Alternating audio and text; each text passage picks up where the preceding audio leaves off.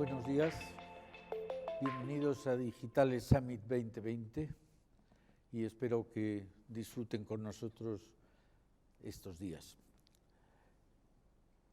El formato de este año del Summit de Digitales es más novedoso que nunca y creemos que será el más importante del año y probablemente más tiempo. Es innovador el formato. Estamos en un plató de televisión que se ha construido expresamente para este acto y ustedes no están presentes, están a través de una plataforma también en exclusiva. Y a lo largo de estos 3 días irán viendo alguna prueba de la existencia ya de la inteligencia artificial. El propósito nuestro, saben que nacimos en el 2017, es hacer a España más competitiva a través de la transformación lo más rápida posible digital. La agenda, vamos a ir viendo estos días las preocupaciones y las tendencias bajo el epígrafe liderando el cambio. Liderando el cambio que nos ha venido abruptamente. Esta pandemia que todavía estamos sufriendo nos ha obligado a un esfuerzo terrible, un esfuerzo que forma parte capital y probablemente la parte de vanguardia de la revolución tecnológica. Pero como ya se ha dicho, creemos que los protagonistas son ustedes. Son ustedes los protagonistas y lo llevan tiempo siendo porque han situado a España en una posición de vanguardia en lo que se refiere a infraestructuras de telecomunicación, a desarrollos de software y también a transformación real de nuestras empresas. Se ha dicho ya que además de ser parte de la revolución tecnológica, queremos participar en la revolución verde, compensando la emisión de gases de CO2 a la atmósfera y también ayudando a los más desfavorecidos. Queremos ser solidarios y estamos participando para ello con el Banco de Alimentos, igual que para la compensación de las emisiones con la Fundación Oxígeno. ¿En qué momento nos encontramos? Esta es la 3ª edición de la Cumbre de Digitales, pero está todo teñido en estos días, en estos meses, por el COVID-19. Y por tanto nos obliga, como están viendo, a actuar de otra manera, de una manera muy diferente a la como se han producido los anteriores Summit, en el 18 y en el 19. Esa novedad absoluta nos obliga a girar por lo menos en torno a 3 ejes.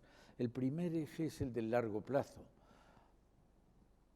Los beneficios, los réditos de lo que hagamos ahora no van a llegar a corto plazo, van a llegar después de un plazo largo. Eso nos exige a ser lo más rápidos posibles ahora. No hay que esperar a que los demás se sienten a la mesa. Hay que estar nosotros ya sentados y que lleguen cuanto antes, pero no podemos perder ni un minuto. El segundo eje, y lo de la mesa me da pie para referirme a él, es la colaboración público-privada. Siempre ha sido un desastre la oposición de distintos sectores sociales. Pero ahora, en medio de la globalización, es un desastre al cuadrado. Nosotros no podemos permitirnos el lujo de que una gente reme en un sentido y los otros en otro. Hay países que pueden dibujar sus políticas, entre otras las políticas tecnológicas, las políticas digitales, a 40 años vista. Es suicida para nuestro país, para nuestros jóvenes, para nuestros niños, no aunar fuerzas para ponerles en la mejor situación competitiva respecto de los de otras naciones. Pero además, yo creo que esa necesidad de colaboración que debe estar en todos los sectores. Si en uno es esencial, es la colaboración entre el sector público y el sector privado. Este es el segundo eje. Para que exista esto, una fundación hermana que se llama Transforma España, hemos hecho un programa que se llama La Mesa, invitando a todo el que quiera hacer una sugerencia, una oferta para poder salir cuanto antes de esta situación, lo antes posible o lo mejor posible. Y el tercer eje es la certidumbre, la confianza. Es esencial para las empresas tecnológicas tener confianza. Si no lo podemos tener en cuanto a la solución o certeza en cuanto a la solución de la enfermedad, sí la podemos tener en cuanto al ambiente que nos rodea, el que sepamos las condiciones en las que vamos a desempeñar nuestro trabajo en los próximos meses o en los próximos años. Tenemos una pista de despegue extraordinaria, he hablado ya de las infraestructuras, pero también tenemos talento, mucho más de lo que nos creemos. España es un país que desborda talento. Y hoy la riqueza de las naciones no es su población, no es la extensión de su territorio, no es el oro de las reservas de los bancos centrales. La riqueza de una nación es el talento de sus gentes.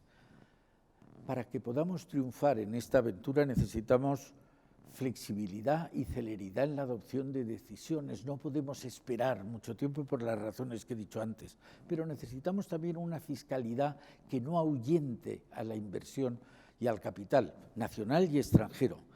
Necesitamos suprimir trabas burocráticas que son herederas del siglo, no pasado, sino antepasado, del siglo XIX. Y en conclusión, o en cuarto lugar, necesitamos una educación acorde con el mercado laboral, que no formemos a la gente profesionalmente para que se queden paradas toda su vida porque su profesión no tiene futuro, y que sin embargo las que sí tienen futuro, las profesiones digitales que conlleven enseñanzas digitales, sí lo tengan, y hay que adecuar el sistema educativo con el marco laboral. No sé si somos conscientes, nuestro PIB va a bajar entre un 10 y un 15%. Eso no sucedía casi desde la Guerra Civil. El paro puede llegar a 7 millones de personas.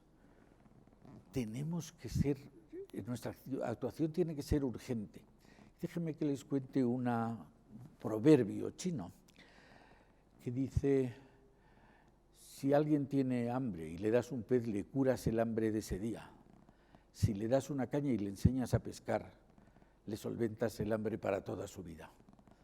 Está muy bien, es imprescindible dar ayudas a los que les necesitan, pero es más importante dar ayudas a los que les puedan dar un trabajo, una ocupación duradera y de por vida. Una vez dicho en qué momento estamos, hay que hablar de en qué sector nos movemos. Nos movemos en un sector que conoce divinamente la necesidad del largo plazo. De ninguna manera se le puede ocurrir al que empezó la elaboración de las infraestructuras, de ninguna manera digo, se le podía haber ocurrido que el 19 o 16 de marzo del año 2020 iba a llegar una pandemia que iba a exigir redoblar nuestros esfuerzos digitales, que era imprescindible.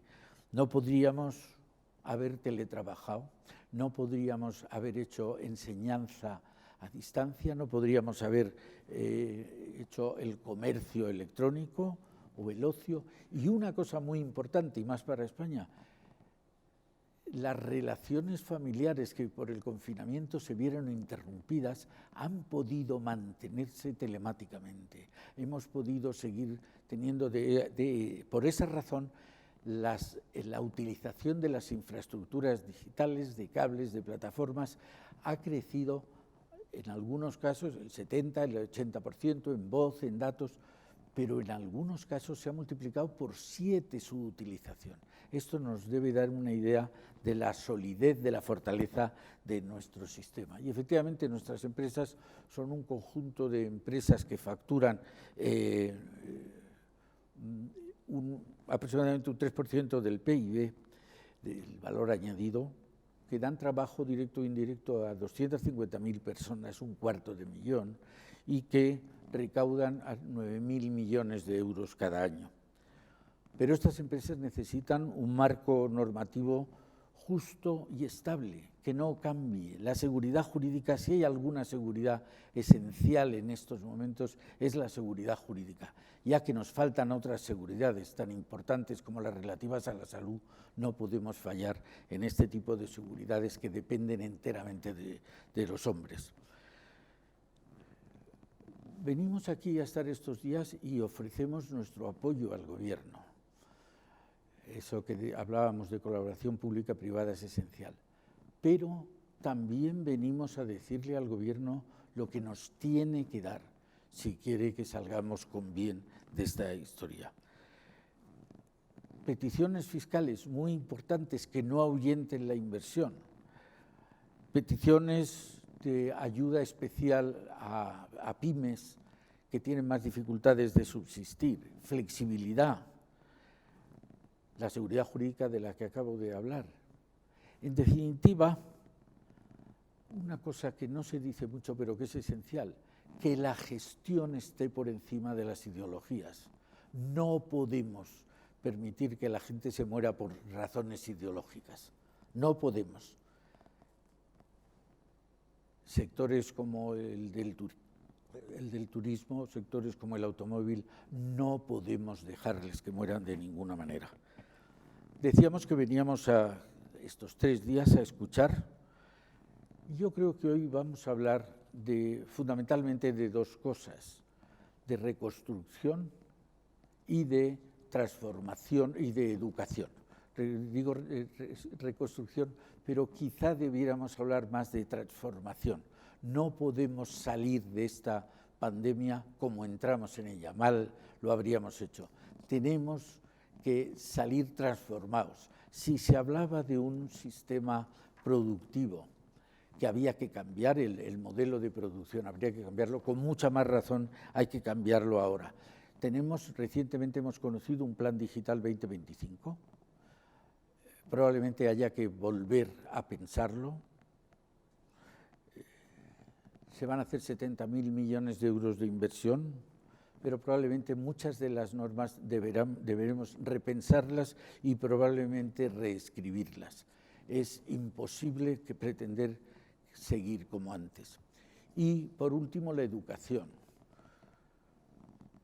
Algo hemos dicho, y con esto termino, vamos a ocupar estos días, el de hoy, en reconstrucción y en educación, pero la educación es lo más esencial. Antes me he referido a nuestros hijos y a nuestros nietos. Nuestros hijos y nuestros nietos no podemos dejarles en inferioridad de condiciones con sus pares en Francia o en Inglaterra o en Alemania o en Estados Unidos o en Corea o en China o en la India. Hay que darles una educación, un sistema educativo que les sea lo más útil posible. Las competencias digitales tienen que ser punteras en nuestro sistema educativo. No pueden, aunque sean muy nuevas, hay que empezar a explicarlas porque ese es el futuro. Eso es lo que va a hacer que nuestros hijos tengan un empleo provechoso para ellos y para la sociedad y que no tengan que ir a ese drama que es el paro. Muchas gracias por su atención.